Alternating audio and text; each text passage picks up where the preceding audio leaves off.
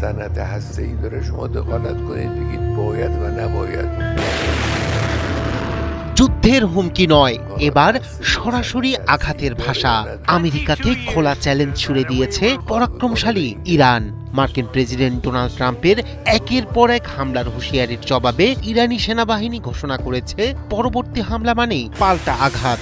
কোনো সতর্কতা নয়, কোনো বিলম্ব নয়। হাইপারসনিক ক্ষেপণাস্ত্রের নিশানায় মার্কিন যুদ্ধবিমানবাহী রণতরী, আর মধ্যপ্রাচ্য দাঁড়িয়ে আছে বিস্ফোরণের কিনারায়। শক্তির এই সংঘাতে হিসাবের ভুল মানেই সর্বনাশ। তেহরানের বার্তা একদম স্পষ্ট, প্রস্তুত খামেনির যোদ্ধারা, ভয় পায় না তারা। আঘাত এলে জবাব হবে ধ্বংসাত্মক। আর এই শক্তির পিছনে লুকিয়ে আছে ইরানের অপ্রতিরোধ্য হাইপারসনিক ক্ষেপণাস্ত্র।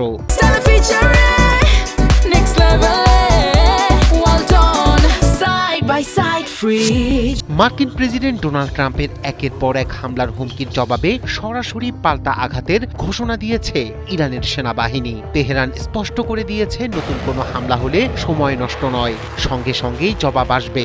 ইরানি গণমাধ্যম ইরান ইন্টারন্যাশনাল বলছে সর্বোচ্চ সতর্কতায় রয়েছে দেশটির সামরিক বাহিনী।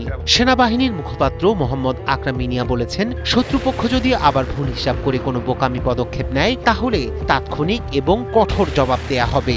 সম্ভাব্য সব দৃশ্যপট সামনে রেখে পরিকল্পনা ও নির্দেশনা প্রস্তুত রয়েছে বলেও জানান তিনি। এই হুঁশিয়ারির কেন্দ্রে রয়েছে ইরানের আধুনিক ক্ষেপণাস্ত্র শক্তি। বিশ্লেষকদের মতে সাম্প্রতিক বছরগুলোতে ইরান যে ক্ষেপণাস্ত্র সক্ষমতা অর্জন করেছে তা বদলে দিয়েছে মধ্যপ্রাচ্যের শক্তির ভারসাম্য। এর মধ্যে সবচেয়ে আলোচিত হাইপারসনিক ক্ষেপণাস্ত্র ফাত্তা।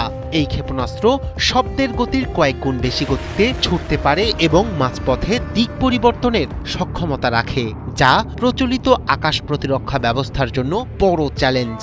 ইরানি কর্মকর্তাদের দাবি, অত্যন্ত নির্ভুলভাবে লক্ষ্যবস্তুতে আঘাত হানতে সক্ষম ফাত্তা। সমুদ্রভিত্তিক লক্ষ্যবস্তুর ক্ষেত্রেও এর কার্যকারিতা নিয়ে তারা আত্মবিশ্বাসী। তাদের ভাষায়, হাইপারসনিক প্রযুক্তির সামনে আর আগের মতো নিরাপদ নয় মার্কিন যুদ্ধবিমানবাহী রণতরী। শুধু ফাত্তা নয়, ইরানের হাতে রয়েছে মাঝারি ও স্বল্প পাল্লার একাধিক ব্যালিস্টিক ক্ষেপণাস্ত্র, যেগুলো উপসাগরীয় অঞ্চলে মার্কিন ঘাঁটি ও নৌবহরকে লক্ষ্য করতে পারে। পাশাপাশি রাশিয়ার ইস্কান্দার ক্ষেপণাস্ত্র প্রযুক্তি ইরানের হাতে এসেছে বলেও অনেক বিশ্লেষক ধারণা করছেন, যা তাদের আঘাতের সক্ষমতাকে আরও বহুগুণ বাড়িয়েছে। এই অবস্থায় উপসাগরীয় জলপথে মার্কিন নৌবহর সবচেয়ে ঝুঁকিপূর্ণ অবস্থানে রয়েছে বলে সতর্ক করেছেন সামরিক বিশ্লেষকরা।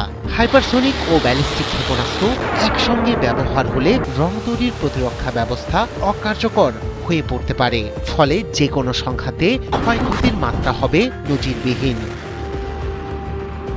রায়হান কবির শুভ্র, ৭১।